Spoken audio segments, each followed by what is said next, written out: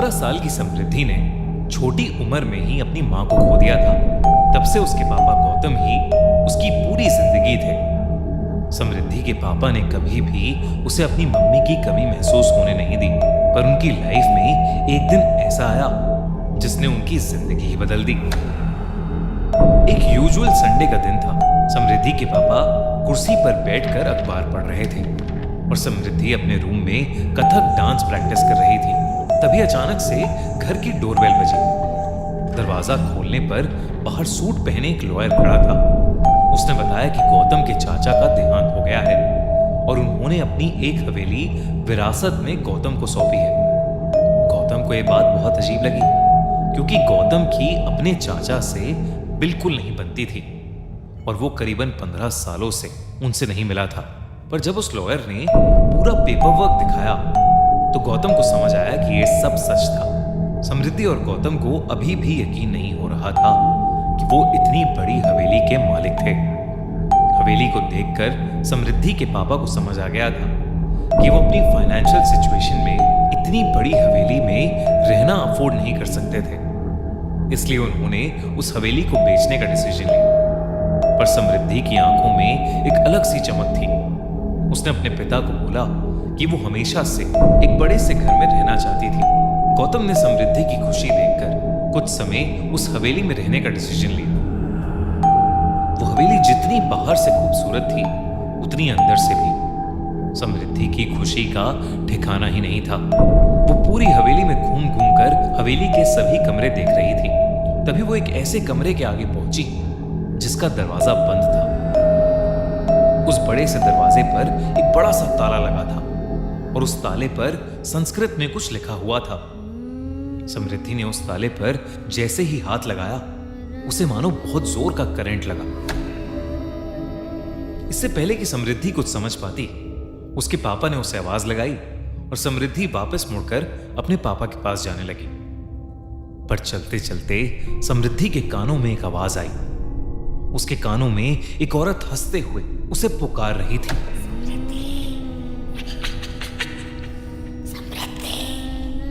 समृद्धि अचानक से वो आवाज सुनकर पीछे मुड़ी, लेकिन तभी वो आवाज आनी बंद हो गई। समृद्धि ने इसे अपना वहम समझा और वो अपने पापा के पास चली गई। उस रात गौतम और समृद्धि अपने अपने कमरे में सो रहे थे, पर तभी गौतम की नींद एक आवाज से खुली। गौतम को पास के कमरे से घुंघरू की आवाज आई। गौतम ने सोचा कि शायद समृद्धि अपने रूम में डांस प्रैक्टिस कर रही होगी, इसलिए वो फिर से आंखें बंद करके सोने की कोशिश करने लगा। पर घुंघरू की आवाज धीरे धीरे तेज होने लगी। ऐसा लग रहा था कि जैसे घुंघरू पहनकर कोई गौतम के पास आ रहा हो। इससे पहले गौतम कुछ समझ पाता, घुंघरू पहने कदमों की आवाज उसके बेड के पास से आने लगी।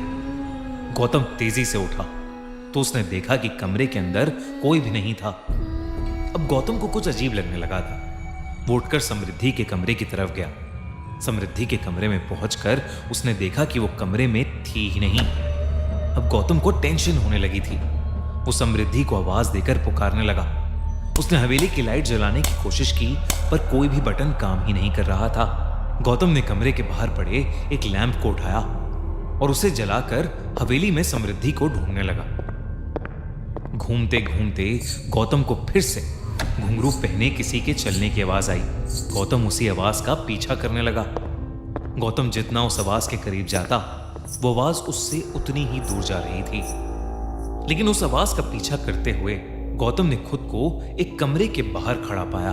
उस कमरे का दरवाजा खुला हुआ था और उस कमरे के बीचों बीच में गौतम को कुछ ऐसा दिखा जिससे उसकी रूह कांप गई। उस कमरे के अंदर एक लड़की साड़ी पहने घुंघरू डालकर डांस कर रही थी।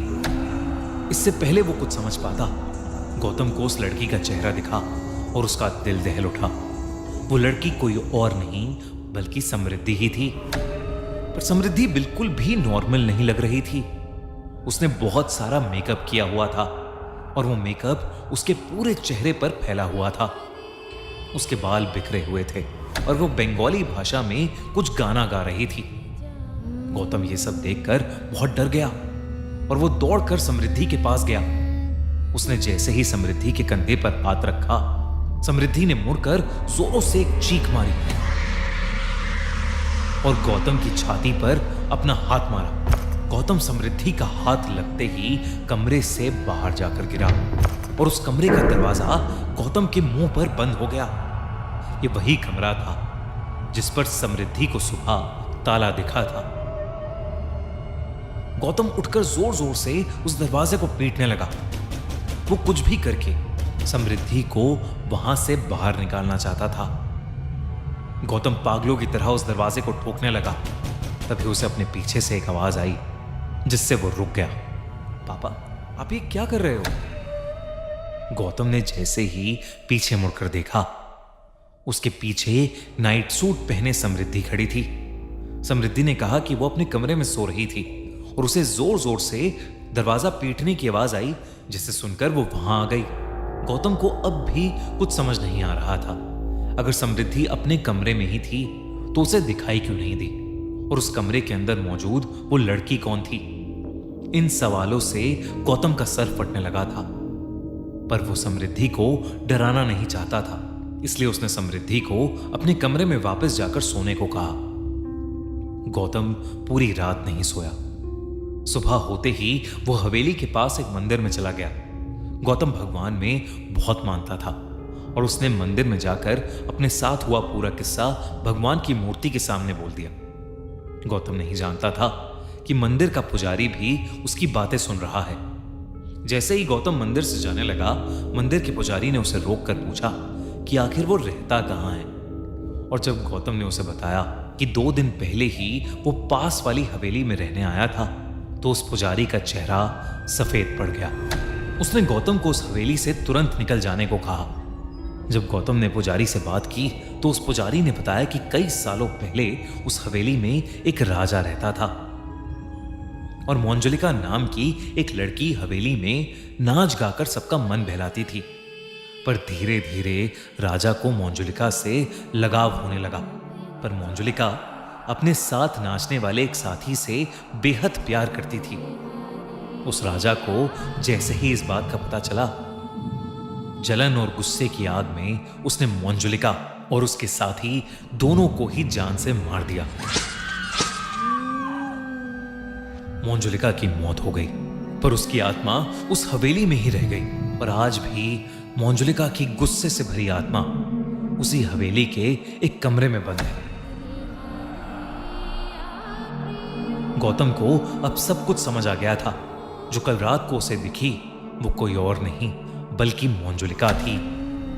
और अब उस हवेली में रहना उसके और समृद्धि के लिए खतरे से खाली नहीं था।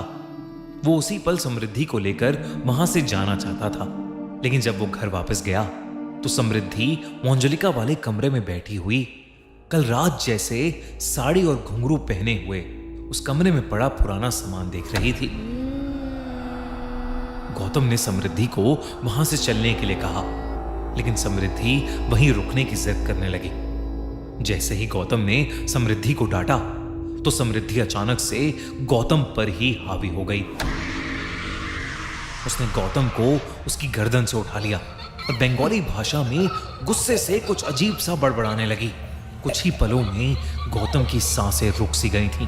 वो दर्द के मारे छटपटा रहा था, लेकिन इतने में उस मंदिर का पुजारी कुछ लोगों को लेकर वहां आ गया और उसने तुरंत समृद्धि पर गंगाजल फेंका। समृद्धि ने गौतम को छोड़ दिया और वो वहीं बेहोश होकर नीचे गिर गई।